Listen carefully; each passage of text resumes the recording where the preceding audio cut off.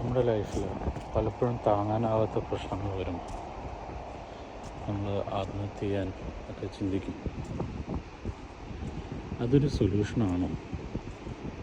ഞാൻ ഇതിന് മുന്നൊരു വീഡിയോയിൽ പറഞ്ഞു, ആസ്ട്രൽ പ്ലെയിനിനെ പറ്റി ഞാൻ പറഞ്ഞു. അപ്പോൾ മരിച്ചു കഴിയുമ്പോൾ നമ്മൾ ആസ്ട്രൽ പ്ലെയിനിലാണ് പോകുന്നത്. ആസ്ട്രൽ പ്ലെയിനിൽ എന്തൊക്കെയാണ് സംഭവിക്കണമെന്ന് ഞാൻ പറഞ്ഞു. എല്ലാ സോൾസും ജനിക്കുന്നതിന് മുന്നേ ഒരു സോൾ കോൺട്രാക്റ്റുമായിട്ടാണ് ഭൂമിയിലേക്ക് വരുന്നത്. ആ കോൺട്രാക്റ്റിൽ നമ്മൾ ഈ ജന്മത്ത് ഏകദേശം എത്ര കൊല്ലം നമ്മൾ ജീവിക്കുമെന്നത് ആ കോൺട്രാക്റ്റിലുണ്ട്. അപ്പം നമ്മൾ അതിനു മുന്നേ നമ്മളായിട്ട് നമ്മുടെ ലൈഫ് എടുത്തു കഴിഞ്ഞാൽ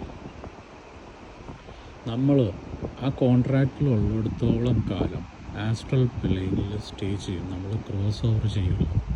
അപ്പോൾ നമ്മുടെ കോൺട്രാക്റ്റിൽ 70 വയസ്സാണ് പറഞ്ഞിട്ടുണ്ടെങ്കിൽ നമ്മൾ 30 വയസ്സിൽ ആത്മഹത്യ ചെയ്താൽ നമ്മൾ 40 വർഷം ആസ്ട്രൽ പ്ലെയിനിൽ ജീവിക്കേണ്ടി വരും. അതാണ് ഈ അലഞ്ഞിരിഞ്ഞ് കിടക്കുന്ന ആത്മാക്കൾ എന്നൊക്കെ പറയില്ലേ. അതേപോലെ നമ്മുടെ പ്രശ്നങ്ങൾ, നമ്മുടെ മൈൻഡ് എപ്പോഴും നമ്മുടെ കൂടെ ഉണ്ടാവും. നമ്മുടെ പ്രശ്നങ്ങൾ അതേപടി ഉണ്ടാവും. പക്ഷെ നമുക്ക് ഫിസിക്കൽ ബോഡി ഉണ്ടാവില്ല. ആ പ്രശ്നങ്ങളുടെ വേദന നമ്മൾ അപ്പോഴും അനുഭവിക്കണം.